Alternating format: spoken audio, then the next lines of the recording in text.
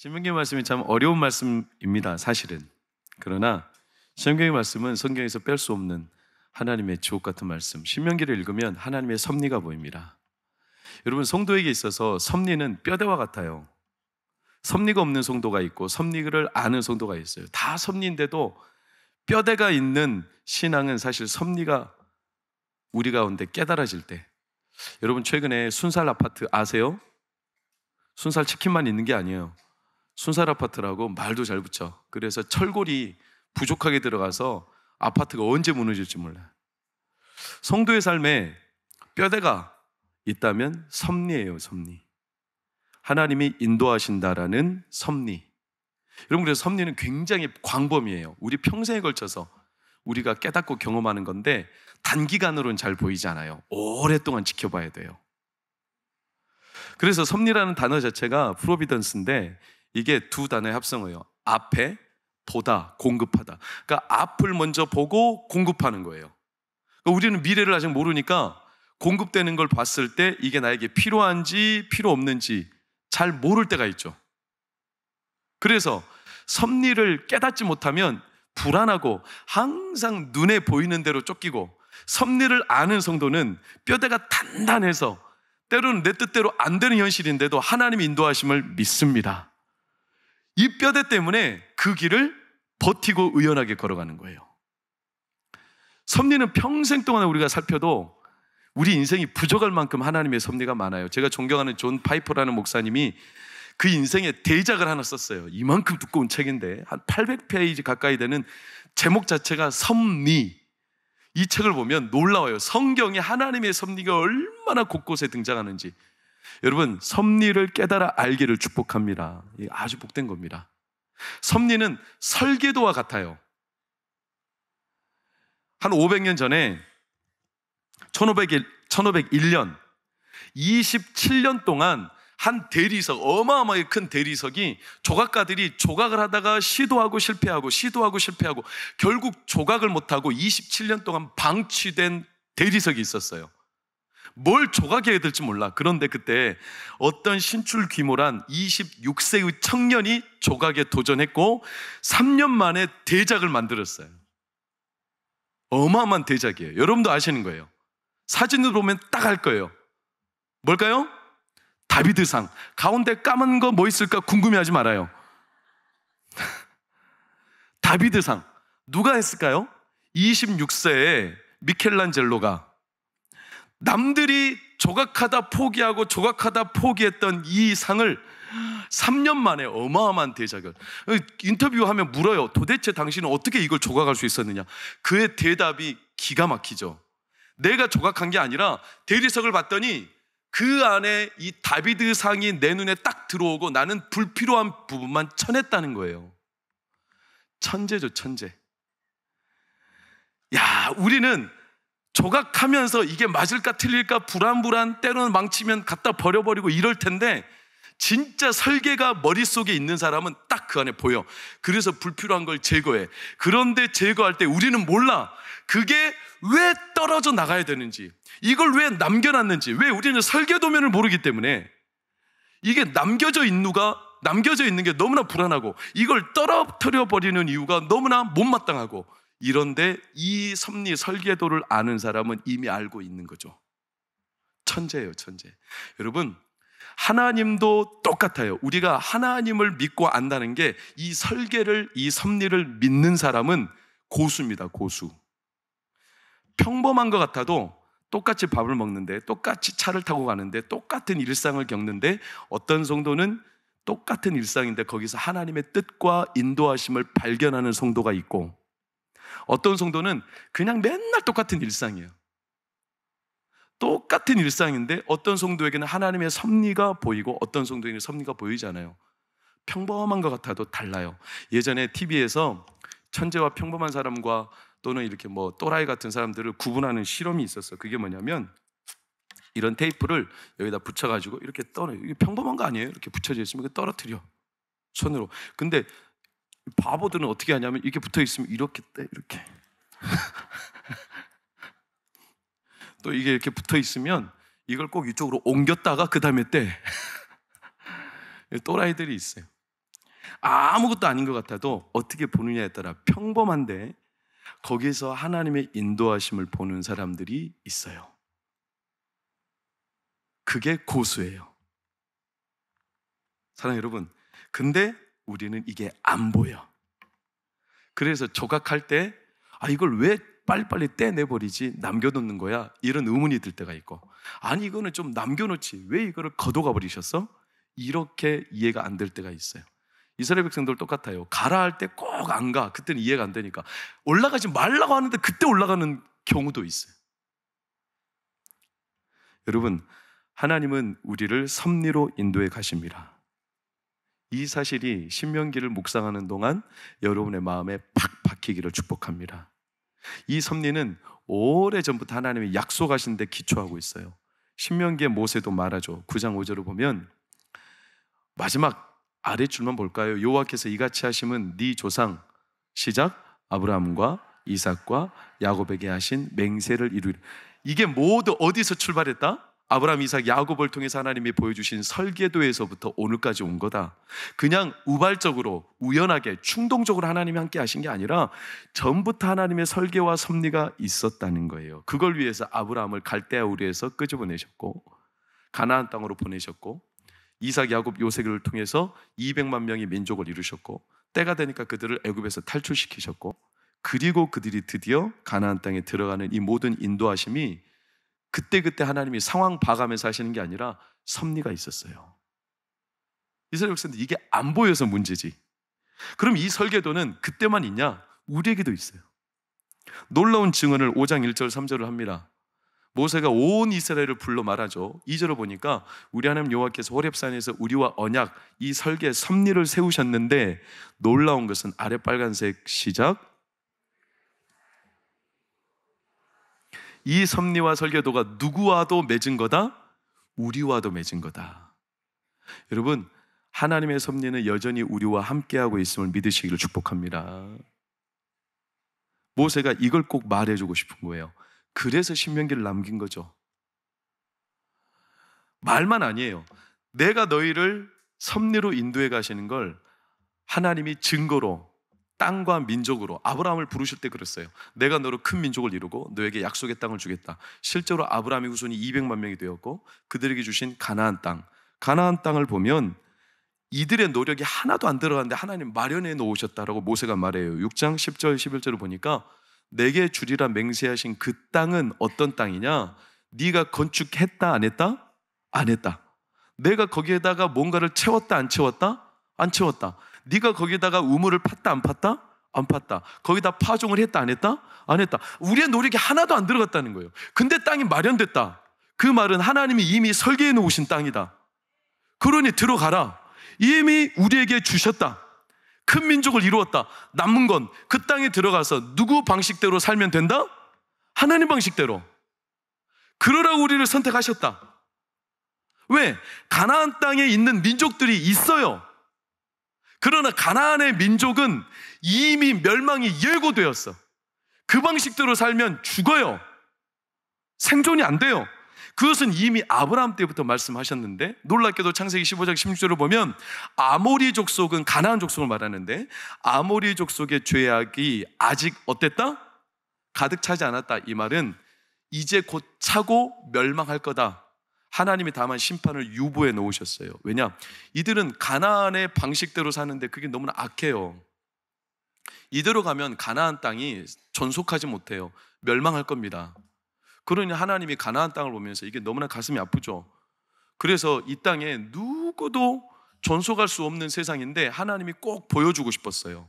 이 가나안 땅에서 누구 방식대로? 하나님 방식대로 살 수 있다는 걸 보여주고 싶었어요. 그래서 선택한 백성이 누구라고요? 이스라엘. 그 설계도를 누구하고도 맺으셨다고요?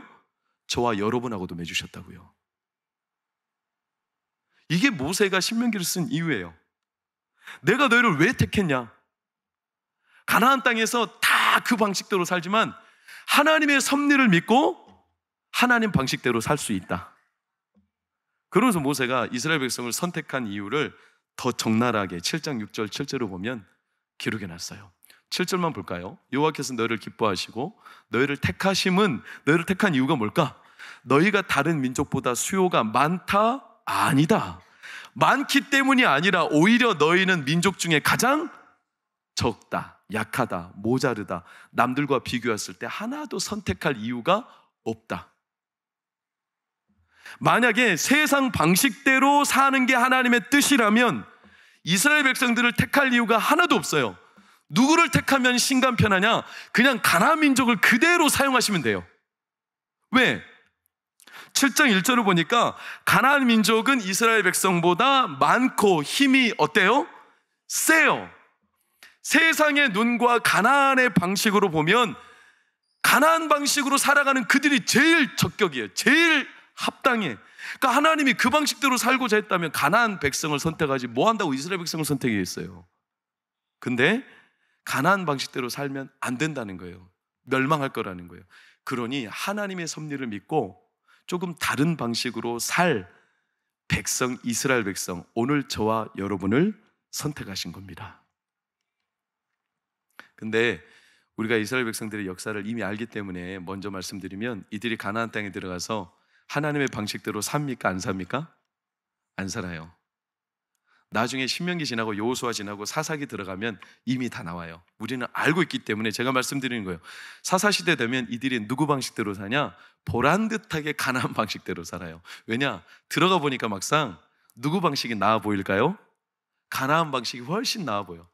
아니 분명히 가나안 방식대로 살면 안 된다고, 그래서 너희들을 선택했다고, 하나님의 섭리를 믿으라고, 가나안 방식이 좀 나아 보여도 하나님의 섭리가 분명하다고, 그게 우리가 살아갈 수 있는 하나님의 선명한 계획이라고 이 설계도를 보여주시는데도 막상 들어가 보니까 아니 가나안 땅에서는 가나안 방식으로 사는 게 맞는 것 같아. 로마에 가면 누구 법을 따라?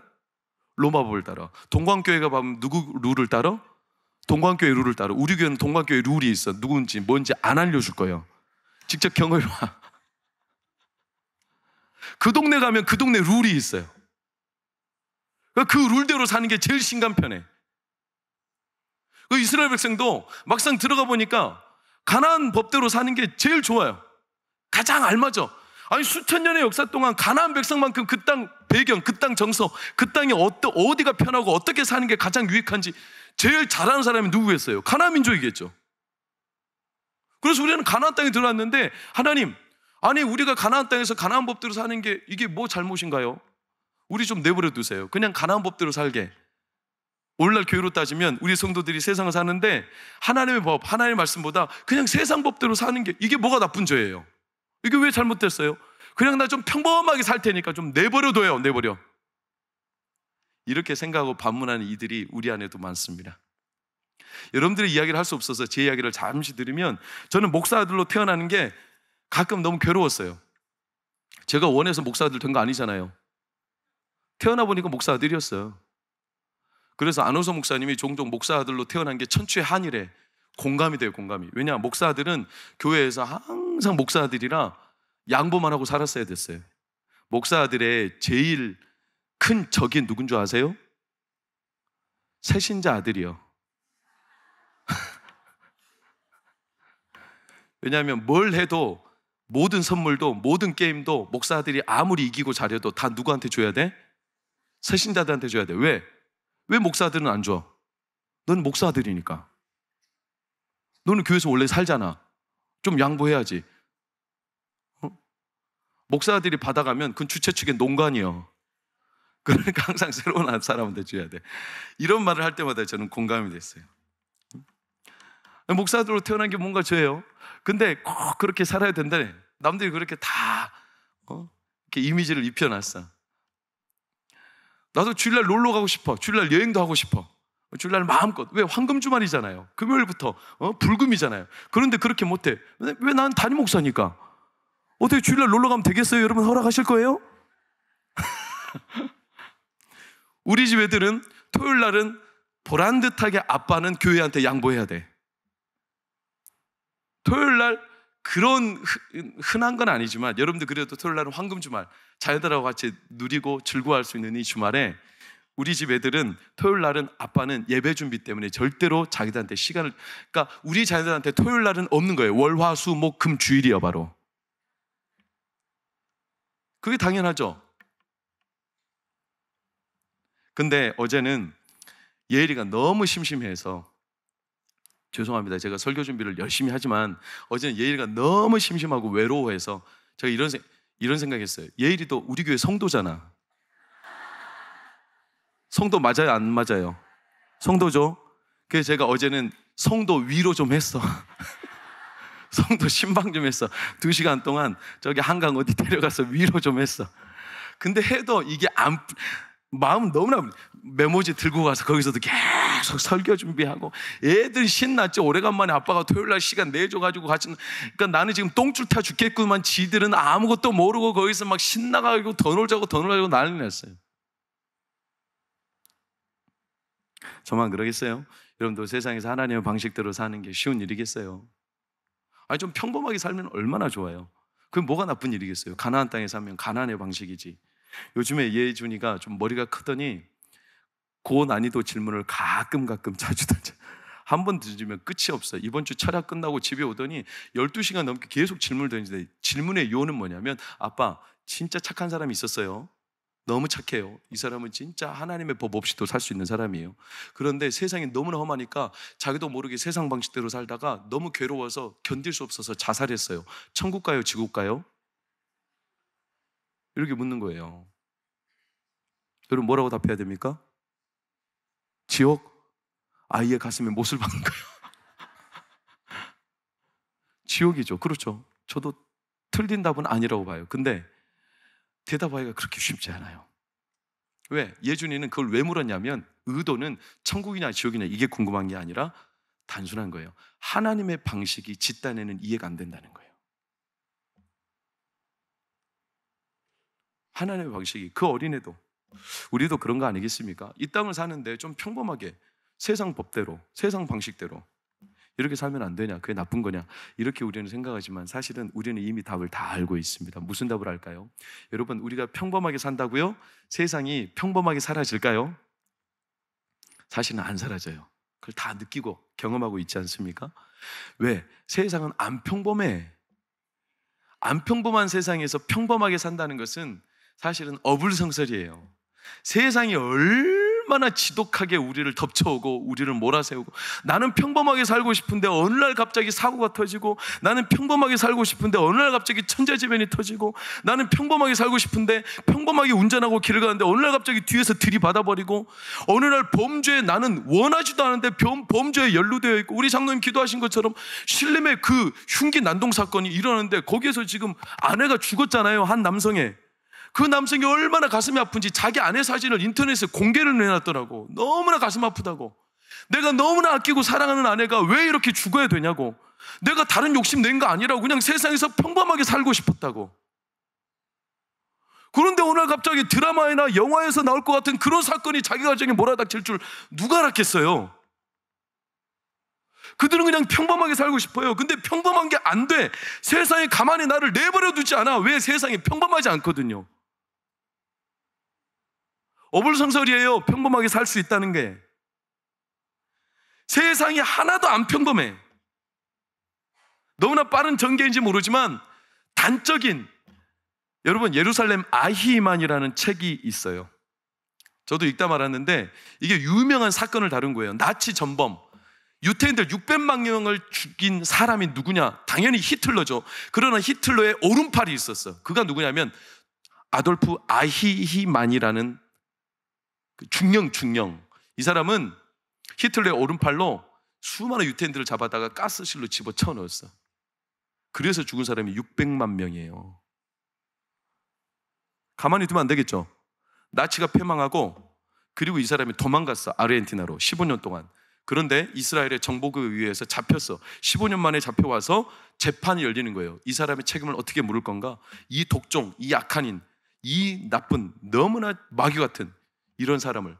그때 이 예루살렘 아이만을 쓴 한나 아렌트라는 여인이 뉴요커라는 잡지에 특파원으로 파견이 됐어요. 그 재판 과정에. 그리고 그녀가 그 재판 과정에 들어가서 아이만을 만나고 직접 인터뷰도 하고 재판 과정을 보는데 깜짝 놀란 게 뭐냐면, 이 아이만이 진짜 600만 명을 죽인 사람인가 싶을 정도로 평범하더라는 거예요. 너무 평범한 사람이더라는 거예요. 사진 한번 보시겠어요? 어딜 봐서 600만 명을 죽일 것 같아. 이 사람은 군인이었어요. 그러니까 상관이 명령하는 걸 그대로 따랐다는 것뿐이에요. 상관 입장에서는 충직한 군인 아니에요? 그래서 한나 아렌트가 너무 깜짝 놀라요. 왜? 자기가 직접 만나보니까 야, 아이만이 저렇게 평범한 사람이라니, 저렇게 평범한 사람이 그 많은 사람들을 가스실로 집어넣다니, 그 순간 나는 두려워지기 시작했다. 나도 그 사람과 같이 잔인한 일을 저지를 수 있는 평범한 존재이기 때문에. 그래서 나온 개념이 악의 평범성이에요. 평범해 보이는데 악하다는 거예요. 평범하게 산다고 생각했는데 돌아보니까 너무 악했더라는 거예요. 그럼 왜 그랬냐? 왜 그때는 그 방식을 몰랐냐? 그때는 그게 물들어 있었기 때문에. 누구도 모르는 거예요. 여러분, 그렇게 생각하면 유태인들이 예수님을 십자가에 못 박은 것은 특별한가요? 평범한가요? 그것도 평범한 거예요. 그들 입장에서는 평범한 거죠. 왜? 자기 전통과 자기 유산과 유대교의 기본 골격을 아스라이 무너뜨린 사람이 예수님이시니까. 그러니까 가만히 내버려두면 자기 민족이 지금 정체성이 흔들리니까 가만히 내버려둘 수 없어요. 십자가에 못 박아라, 십자가에 못 박아라 했던 사람이 누구냐면 바로 곁에 있었던 평범한 유대인들이에요. 스데반을 돌로 때려 죽였던 사람도 그냥 곁에 있었던 마을 동네 사람들이에요. 그때 그 사람들의 방식이 그때는 평범했어. 괜찮았어. 그런데 돌아놓고 보니까 악한 거예요. 왜? 그때 당시 몰랐죠. 다 그게 옳은 방식이라고 생각한 거예요. 평범하게 살 수 있다? 과연 평범할까? 아니요. 히브리서 2장은요 이렇게 우리에게 적나라하게 말했어요. 너희가 표류한다고 그랬어요. 표류. 왜 표류하냐? 세상의 물결이 급류로 밀려올 때 나도 모르게 그 급류에 떠밀려 간다는 거예요. 이런 세상이라는 거예요. 이런 세상에 살고 있는 우리가 저 그냥 세상의 방식대로 사는 거 이거 평범하게 좀 내버려 두세요. 나 그렇게 살고 싶어요. 이렇게 말은 하지만 이해는 되지만 문제는 뭐냐면 그렇게 우리가 평범하게 바라고 살아도 평범할 수 없다는 거예요. 왜? 세상이 너무 악해. 악이 없으면 감사하지만 세상이 너무나 악해. 그래서 나도 모르게 덮쳐버려. 이스라엘 백성이 가나안 땅에 들어가서 하나님의 방식이 아니라 가나안의 방식을 선택할 수밖에 없었던 이유는 그들도 어쩔 수 없었어요. 왜? 막상 들어가 보니까 신명기 7장 17절 9장 2절을 보면 가운데 빨간색으로 어찌 그를 쫓아낼 수 있어요. 막상 들어가 보니까 가나안 백성을 당해낼 수가 없더라는 거예요. 자기들이 딱 눈으로 볼 때. 마지막도 보니까 누가 안악조선을 능히 당하리요. 이게 너무 높은 산이더라는 거예요. 그러니까 그들 나름대로 그 땅에서 그 땅의 방식을 따라 그냥 살고 싶었던 겁니다. 그게 하나님이 바라시는 삶이 아니었어. 그럼에도 불구하고 그게 그들은 당연히 선택해야 될 방식이 아니었겠어요. 근데 하나님은 왜 그들을 이스라엘 백성으로 선택하시냐? 우리는 이미 들었고 또 알죠. 하나님이 그들을 선택하신 이유는 그런 땅이라도 그런 세상이라도 하나님의 섭리를 믿고 하나님이 우리 인도하심을 믿고 하나님의 방식대로 살 수 있다는 것을 보여주기 위해서 택한 거죠. 너희가 수요가 많아서 택한 거 아니고 가나안 땅 민족보다 탁월해서 택한 거 아니고 너희가 가장 무력해 보이고 모자라고 작아 보여도 너희가 얼마든지 하나님의 섭리를 믿고 따라오면 내가 살게 하리라. 이게 하나님이 선택했던 이유 아니겠어요?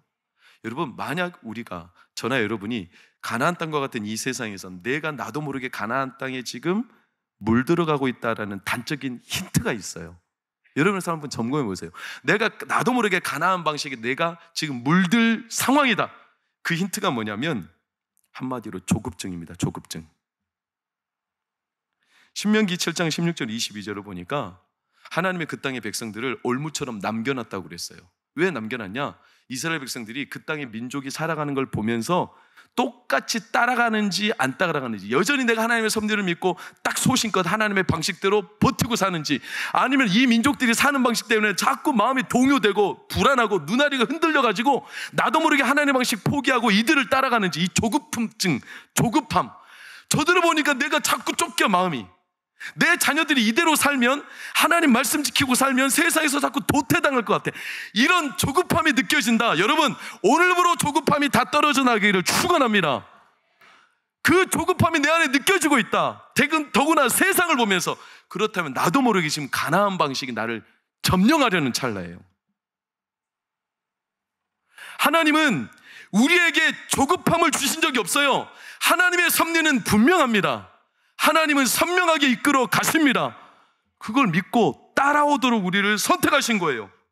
그게 하나님의 다른 방식으로 이스라엘 백성들을 이끌어내신 이유죠. 그래서 예수님도 우리를 세상에 보내실 때 쉽다고 말씀하진 않았어요. 너희를 세상에 보냄이 양을 어디로 보낸 것과 똑같다? 이리의 떼개로, 이리떼, 늑대 소굴로 너희를 보내는 것과 똑같다. 그러니까 얼마나 마음이 조급하고 불안하겠습니까? 그러나 염려 마라. 너희의 목자이신 여호와 하나님 예수 그리스도가 우리와 함께 하심이라. 내가 세상을 이미 이기었노라. 이 하나님의 섭리를 믿고 양인 우리에게 따라오라는 거예요. 여러분 생각해 보세요. 여러분 삶, 제 삶 한번 생각해 보세요. 우리 삶이 이 세상에서 지금 살아가고 있음이 한 번만 더 생각해 보면 이게 평범한 게 아닙니다. 하나님의 섭리 때문에 오늘 우리가 살고 있는 겁니다. 당연한 게 아닙니다. 지금 이렇게 떠밀려오는 가나안 방식과 세상 방식 안에 우리가 오늘을 살고 있다는 것은 하나님의 섭리 때문에 그래요. 엊그제 뉴스 보니까 탈북자들에 대한 기사가 떴더라고요. 탈북자들 강제 북송 시 희망을 버려라, 이런 타이틀이었어요. 그들은 이제 중국의 한 인근에 2,000명이 지금 잡혀 있거든요. 수용소에. 이들을 언젠가 보낼 겁니다. 강제 북송할 겁니다. 너무나 불쌍합니다. 그래서 지금 막 운동하고 있지 않습니까? 그들 북송하지 말라고. 왜냐하면 2,000명 북송되잖아요. 거기서 개죽음 당합니다. 그게 100년 전 이야기가 아니에요. 지금 일어나고, 지금. 똑같은 우리나라 사람인데 지역만 다르다고. 똑같은 하늘 아래. 어떤 이는 강제 북송되면 당장 파리 목숨으로 죽어가는데 우리는요, 예배를 마음껏 드려도 지금 괜찮잖아요. 이게 평범한 것 같아요? 이게 하나님의 섭리입니다. 섭리. 그날, 지금으로부터 70년 전에 유교가 터지던 그날, 여러분 생각해 보세요. 저희 할아버지가, 저희 고조 할아버지가, 여러분의 아버지 어머니, 여러분의 증조 할아버지가 38선 그어질 때 여러분 그 할아버지가 38선 위쪽에 살았다고 생각해요. 그럼 여러분 오늘 이렇게 예배 가당치도 않지. 여러분 이미 북쪽에서 뭐하고 있냐면 아바이 사랑합니다 하면서 북조선 찬양하고 있다니까. 김일성 수령. 예배드리는 게 평범한 게 아니에요, 여러분. 예전에 보면 어떤 글에 이런 게 있었어요. 전 세계 인구 65억, 70억 인구를 100명의 마을로 축소시키면 어떤 결과가 일어나냐? 100명의 마을로 전 세계 인구를 축소시켜요. 너무나 유명한 길 아닙니까? 100명 중에 몇 명만 기독교인이냐면 33명만 기독교인이라는 거예요. 여러분은 그 가운데 포함되어 있어요. 100명 중에 50명은요 지금 영양실조로 죽어가요. 우리는 50명 포함이 안 되어 있어요. 25명만 먹을 양식을 비축하고 산대요. 100명 중에 17명만 깨끗한 물, 정수기에서 나오는 물을 마시고 산대요. 오늘 처음 들으십니까? 은행에 돈이 그래도 예금되어 있고 얼마든지 간에 집에 동전이 굴러다닌다. 그 사람은요 100명 중에 8명이래요. 자가용을 소유했다? 100명 중에 7명이랍니다. 대학을 나왔다? 100명 중에 몇 명이게요? 1명이랍니다. 컴퓨터를 가지고 있다? 100명 중에 몇 명이게요? 2명이랍니다. 그러니 컴퓨터를 가지고 가정생활을 한다? 엘리트 중에 엘리트입니다. 더 중요한 건 매주 고문도 없이, 죽을 위기도 없이, 공포도 없이 교회를 매주 자유롭게 나와서 예배 드릴 수 있다? 몇 명 중에 한 명일까요? 40명 중에 한 명입니다.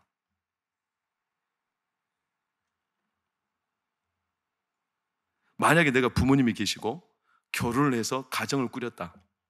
여러분, 그것은 아주 드문 사람들입니다. 그게 누구라고요? 옆 사람 손가락 너야 너. 지금 우리라니까요. 이게 평범해요?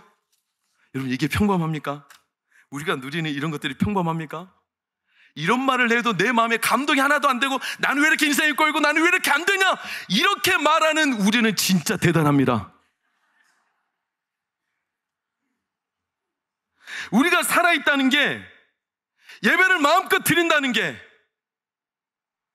오늘 그래도 마음껏 하나님 앞에 내 원하는 1부, 2부, 3부든 간에 예배를 드릴 수 있다는 게 하나님의 섭리입니다. 섭리. 안호성 목사님이 새터민들 만나는 사역을 몇 번 하다가 몇 년 전인가 그런 이야기를 설교 시간에도 한 적이 있어요. 새터민들이 이제 이 땅에 정착하기, 탈북민들이죠. 정착하기 위해서 많은 사람들이 이제 정착 교육을 받고, 그리고 마지막 소감을 발표하는데 쭉 줄 서 있는데 마지막 한 사람이 눈에 띄더래요. 그 사람이 누구냐면 80세가 넘은 고령이에요. 그러니까 안호성 목사 마음속에 아니 저 사람은 도대체 이 나라에 와서 저 나이가 되도록 뭔 좋은 날 보겠다고 목숨 걸고 여기까지 왔냐, 북한에 있어 얼마나 살겠다고, 이런 마음이 들더라는 거예요. 여러분, 그렇죠. 북한은 평균 수명이 53세인가밖에 안 돼요. 80세라는 것은 이미 우리나라는 100세가 넘었다는 뜻이에요. 그런데 그런 분이 뭐 한다고 내려옵니까? 얼마 지나지 않아 운명을 달리할 텐데. 그러니까 안호성 목사님 속으로는 이상하다는 거예요. 뭐 한다고 여기 뭔 좋은 날 보겠다고. 근데 그분의 입장은 달랐다는 거예요. 뭐냐면 그분이 말하는 거예요. 내가 이 나이 되도록 내가 얼마나 더 살겠다고 여기에 온 줄 아십니까? 하면서 말하는 게 가슴을 쳤다는 거예요. 안호성 목사님, 내가 이 나이 되도록 뭘 좋은 날 보겠다고. 내가 얼마 살지도 못하지만 내가 이 나라, 이 남에 온 것은, 내가 북한에 있을 때 한 번도 숨죽이며 한 번도 원껏 해보지 못한 그게 하나님을 마음껏 목청껏 터져라 찬양해보고 싶었다는 거예요. 입을 둘러쓰고 찬양을 불러도 소리가 새어 나갈까봐 두려워 벌벌 떨며 하나님을 마음껏 부르고 싶은데 부를 수 없어서, 그런 세상에서 내가 언제 마음껏 목 터져라 하나님 찬양해보냐. 어차피 북한에 있어도 얼마 지나나 죽고, 내가 탈북해서 잡혀도 죽고, 이래 죽어도 저래 죽어도 매한 가지니 나 차라리 내려가면 하나님 마음껏 찬양하다 죽고 싶다. 그분이 평범한, 우리가 누리는 이 평범한 예배를 목숨 걸고 내려올 만큼, 여러분, 우리가 지금 지나가고 있는 이 삶이 평범합니까? 내가 살아있고 내가 하나님을 마음껏 찬양하고, 내일 모레 광복절 78주년 우리 광복의 기념, 이 광복이 되던 그날 하나님이 이 땅, 이 나라를 지키셨기 때문에 오늘 우리가 이 자유를 누리며 하나님의 영광을 경험하는 이 나라가 평범한 나라가 아닙니다. 하나님의 섭리죠. 우리가 오늘 무탈하게 지나가고 건강에 어려움 없이 오늘 하루를 살 수 있다면 그것은 평범한 게 아니라 하나님의 섭리입니다. 섭리. 제 아내는 항암 4년, 5년 가까이 되네요. 5년 가까이 되면서 진짜 성도님들이 기도해 주셔서 감사해요. 섭리는 뭐냐? 그 뼈, 이 허리 막 이런 데 전이 되어 있지만 의사도 깜짝 놀라는 게 항상 갈 때마다 물어요. 지난주도 또 갔다 왔는데 갈 때마다 통증 없어요? 근데 통증이 없어요. 암 걸린 거 불행한 일이죠. 남들 볼 때는 이게 무슨 하나님의 섭리일까 생각하지만 그 속에서도 우리는 두려움이 있어요. 네, 죽을까 봐 두렵죠. 그러나 항상 하나님께서 우리에게 보여주신 한 가지는 이 하루하루가 하나님의 섭리예요. 통증이 없다는 게 하나님의 섭리예요. 우리는 그렇게 섭리 가운데 살아 잘 되고 성공하고 번영하고 이것만 섭리가 아니라 안 되는데, 내 삶이 이렇게 기구한 것처럼 보이는데도 불구하고 하나님은 설계도면이 있어. 그래서 우리를 이끌어가고 계셔. 그 순간조차도 섭리예요. 섭리. 그 섭리를 우리에게 지금 보여주고 계신 거예요. 오늘 지금 이 자리 이곳에서도 우리가 다른 거 노력해서 세상 방식을 이기는 게 아니라 여전히 하나님이 우리에게 설계도면과 섭리를 가지고 우리를 인도해 가시니, 그러니 그 섭리를 믿고 하나님 믿고 따라오라는 거예요. 얼마든지 살 수 있으니까, 하나님 우리 살게 하시니까, 다른 방식으로 살려주시니까 여러분 두려워하지 마세요. 염려하지 마세요. 가나안 땅에 살아도 내가 너를 선택한 이유는 다른 방식으로 충분히 살 수 있음을 알리시기 위함입니다. 내가 너를 선택한 이유는 수요가 많아서도 아니고 잘나서도 아니고 뭔가 대단해서도 아니고 그들과 맞서 싸워 이길 만한 재간이 있어서도 아니고 가장 약하고 모자르지만 그래서 내가 너희를 선택한 이유는 너희의 그 약함조차도 세상에서 얼마든지 하나님의 섭리로 하나님의 방식으로 살 수 있습니다. 그러니 우리 당당합시다. 당당합시다. 여러분, 하나님이, 예수님이 그래서 우리를 보내시며 너희를 이 일이 때에게 보내는 양과 같지만 두려워 말라, 담대하라, 내가 세상을 이미 이기었노라 하시니라. 초식동물도 이 밀림의 왕, 이 밀림 속에서 어떻게 살겠어요? 예전에 그 유머가 떠올라요. 여러분, 토끼가 어떻게 호랑이한테 이겨 먹겠어요? 토끼는 항상 약자예요. 죽을 수밖에 없어. 토끼가 그런 방식으로 호랑이처럼 똑같이 발톱을 가지고 호랑이랑 싸우겠어요? 토끼가 똑같이 깃대를 세워가지고 호랑이랑 싸우겠어요? 그래봤자 한 주먹이면 날아가는데, 그러나 토끼가, 초식동물이 뭔 살 길이 있어요? 어느 날 토끼가 호랑이한테 살기 위해서 기지를 발휘했죠. 한 번도 생각하지 못한 방식이었어요. 무슨 방식인지 아세요? 밑도 끝도 없이 용기를 가지고 호랑이한테 덤비는 거였어요. 호랑이가 어느 날 토끼를 확 잡았어.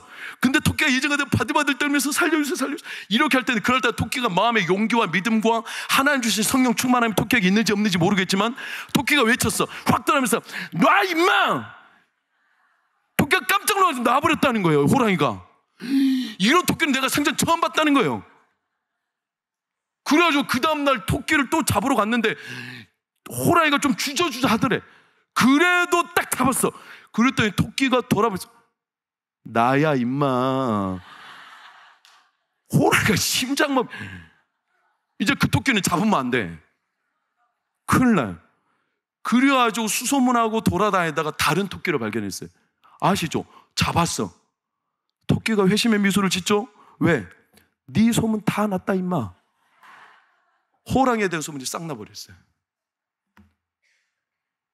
이게 우스갯소리 같지만 성경에는 다른 방식으로 세상과 맞서 싸워 살아간 이들이 있어요. 아주 흔하디 흔한 예화지만 다윗이 그랬어요. 다윗이 골리앗과 싸우기 전에 이스라엘 백성들은 패배주의에 쌓였어요. 아무도 출전을 못해. 왜? 골리앗과 맞서 싸울 만한 기량이 없어요. 그와 맞서 싸울 만한 방식을 갖고 있는 사람이 없어요. 그하고 싸우려면 키가 3m가 돼야 돼. 그하고 싸우려면 칼과 찬과 단창을 갖고 있어야 돼. 그하고 싸우려면 어마어마한 체격과 맷집을 갖고 있어야 돼. 그런데 이스라엘 백성은 그만한 기량과 방식을 가진 사람이 아무도 없어요. 그러니 패배주의에 쌓이죠. 여러분, 우리가 왜 세상에서 패배주의에 쌓이냐? 똑같은 방식으로 싸우려니까 패배주의에 늘 무너지는 거예요. 하나님이 언제 우리에게 똑같은 방식으로 싸우라고 했어요? 언제 똑같은 방식으로 우리를 인도한다고 했어요? 다윗이 그날 갔어요. 전혀 다르죠. 사람들은 다윗을 모멸했어요. 네가 뭔데 앳된 소년, 얼굴에 빛이 나, 얼굴이 붉어, 아직 청소년 시기라는 거예요. 그래 형들도 멸시했어요. 네가 여기 놀이터인 줄 알고 왔어? 당장 꺼져. 그런데 다윗은 이 전쟁의 판도가 달라 보이는 거예요. 남들은 다 똑같은 방식으로 지금 골리앗 앞에 어떻게 하면 이길까? 이제 못 이기니까 다 패배주의인데 다윗에겐 그게 하나도 안 보여요. 다윗의 눈에는 뭐가 보이냐면 골리앗이 보이는 게 아니라 이 전쟁의 판도는 하나님께 있다는 거예요. 그러니까 다윗이 나가는데 말도 안 되는 이 해프닝이 벌어지죠. 사울 왕이 온 병사들이 다윗한테 자꾸 뭘 입히러 가냐면 사울의 갑옷을 입히려는 거예요. 사울의 칼을 주는 거예요. 왜? 그나마 골리앗과 싸울 수 있는 장비와 기능과 방식이 사울 왕 거였으니까. 다윗은요 그 방식 가지고 싸울 마음이 없어요. 그 방식으로 안 된다는 거 지금 40일 동안 경험했잖아요. 그러니 다윗은요 물맷돌 들었어. 골리앗이 개로 보냐고 달리기를 조롱하며 막 비웃었어요. 근데 다윗은 그 골리앗의 방식이 하나도 눈에 안 들어와. 왜? 이 전쟁은 육신의 전쟁, 세상의 방식이 아니라 하나님의 방식으로 싸워야 될 싸움이기 때문에 그래요. 다윗은요 외쳤어요. 너가 칼과 창과 단창으로 내게 오냐? 나는 그 방식 선택하지 않았어. 나는 하나님이 나에게 주신 섭리, 하나님이 나에게 주신 방식, 만군의 여호와의 이름으로 너에게 간다. 그래서 전쟁의 판도가 바뀐 거예요. 한 사람 때문에. 여러분, 하나님은 우리에게 그렇게 섭리로 이끌어 가시는 삶을 이미 주셨어요. 그 설계도를 주셨어요. 이걸 우리가 공감을 못해요. 눈으로 보면 하나님의 방식이 안 보여요. 눈으로 보면 하나님의 설계가 안 보여. 그래서 많은 선지자들도 보내도 공감을 못하니까 하나님은 급기야 예수 그리스도까지 보내셨어요. 예수님이 전혀 다른 방식으로 세상과 싸웠어요. 여러분, 예수님은 세상의 많은 사람들이 그리스도를 왕으로 모시려고 했어요. 그들과 똑같은 로마 정권과 똑같은 방식으로 세상을 뒤엎기를 바랬어요. 예수님은 싹 다 거절했어요. 근데 예수님은 전혀 다른 방식으로 세상과 싸웠어요. 그게 뭐냐? 종이 됐고 스스로 십자가를 졌어요. 사람들은 예측을 못했어요. 그 방식이 도대체 뭐냐? 마귀조차도 예측을 못한 방식이에요. 그런데 예수님은 그 십자가로 하나님의 섭리를 이루셨어요. 이걸 보면 알겠지. 이걸 보면 알겠지. 누가? 우리가 하나님의 섭리가 얼마나 위대한지, 하나님의 방법이 얼마나 위대한지. 그래서 모세는 우리에게 이걸 남긴 거예요. 오늘 그 마지막 말씀 한번 볼까요? 25절, 27절. 모세가 엎드립니다. 왜? 이스라엘 백성들이 여전히 하나님의 섭리를 모르죠. 못 보죠. 여전히 멸망길을 자초하죠. 27절. 그래서 이스라엘 백성들을 향하여 탄식하죠. 하나님, 이 완악함과 이들의 죄를 보지 마십시오. 또 하나님의 섭리보다 세상 방식의 마음을 뺏기는 이들을 주님 불쌍히 여겨 주십시오. 저와 같이 믿음이 약한 자들을 불쌍히 여겨 주십시오. 항상 죽음의 두려움과 수많은 마음의 괴로움 때문에 무너지는 저희를 불쌍히 여겨 주십시오. 이들은 약한 자들입니다. 하나님, 이들이 만약에 이 가나안 땅에 들어가다가 멸망당해버리면 하나님의 영광이 가리워집니다. 하나님이 선택하셨고 하나님이 끄집어내셨는데 이들이 가나안 땅에서 멸망당하면 하나님의 능력이 없어가지고 하나님이 자기 백성을 포기했다고 사람들한테 입소문 나면 하나님의 영광이 땅바닥에 떨어지면 하나님 안 되지 않습니까? 그래서 모세가 탄식하며 엎드리며 28절 29절을 보면 뭐라고 합니까? 하나님, 그 땅 백성이 말하기를 여호와께서 능력도 없고 이 백성이 광야에서 죽었다고 말하면 안 되니까 하나님, 이 백성을 하나님의 영광을 위하여 살려주십시오. 하나님의 방식대로 이기게 해 주십시오. 시편 말씀처럼 자기 이름을 위하여 의의 길로 인도해 주십시오. 이것 때문에 우리가 하나님의 섭리를 누릴 수 있는 겁니다. 사랑하는 여러분, 하나님의 섭리가 여러분의 삶에 뼈대이고 뼈대로 앞날 열려가기를 예수 이름으로 축원합니다. 하나님은요, 우리를 버리신 적이 없어요. 당당하게 하나님의 방식을 따라 살아도 살 수 있습니다. 십자가에서 이미 증거하셨고 그 하나님께서 오늘 우리에게 이 평범함에서 누리는 섭리가 결코 세상 방식으로 얻어진 게 아니라 오늘 내가 목숨을 유지하고 내가 오늘 예배드리고 우리의 동방교회가 여기까지 왔고 여러분의 가정이 지금 어려움 가운데 있어도 하나님이 여전히 섭리로 통치하여 주십니다. 그러니 하나님의 섭리를 믿고 당당하게 사십시오. 하나님이 그 설계대로 이끌어 가실 겁니다. 그러니 믿음을 가지고 하나님, 나 오늘도 약하지만 무너지지만 하나님의 섭리를 나에게 뼈대로 세우사 하나님의 인도하심대로 나를 이끌어 주시옵소서. 그 은혜를 충만하게 마음의 기쁨으로 누리며 평생을 하나님의 그 설계하시는 기쁨을 마음에 충분히 누리는 한 주여 남은 여생이 되기를 예수 이름으로 축원합니다. 기도하겠습니다.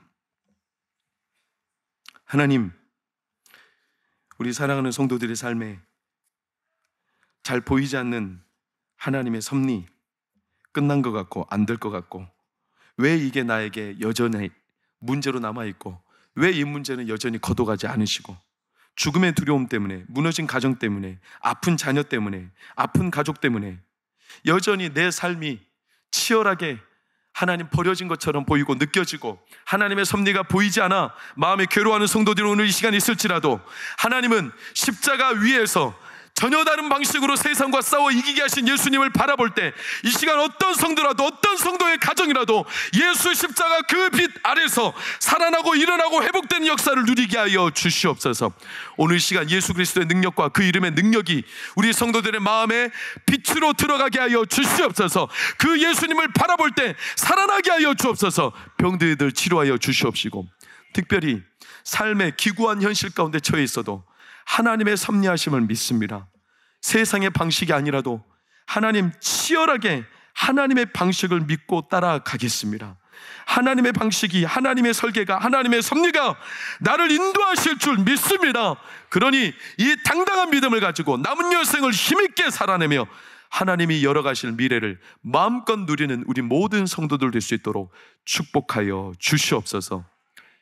이제는 우리 주 예수 그리스도의 은혜와 하나님의 크신 사랑과 성령의 감화감동 교통으로 평안 인도하심이 오늘 우리의 삶에 수많은 하나님의 섭리보다 다른 커 보이는 방식들이 우리의 마음을 헷갈리게 비집고 들어와도 오늘 이 시간 다시금 세상을 이긴 하나님의 방법, 그 섭리를 믿고 확신하며 이제는 내가 세상에서 아무리 약하고 모자라고 부족해도 하나님의 방식으로 충분히 살아낼 수 있고 살아가게 하심을 믿으며 그 하나님의 섭리를 따라 당당하게 은혜를 누리며 살기로 소망하는 우리 모든 성도들, 그들의 가정, 우리 자녀들과 우리 환우들의 미래 가운데 영원히 함께 하시기를 간절히 축원하옵나이다. 아멘.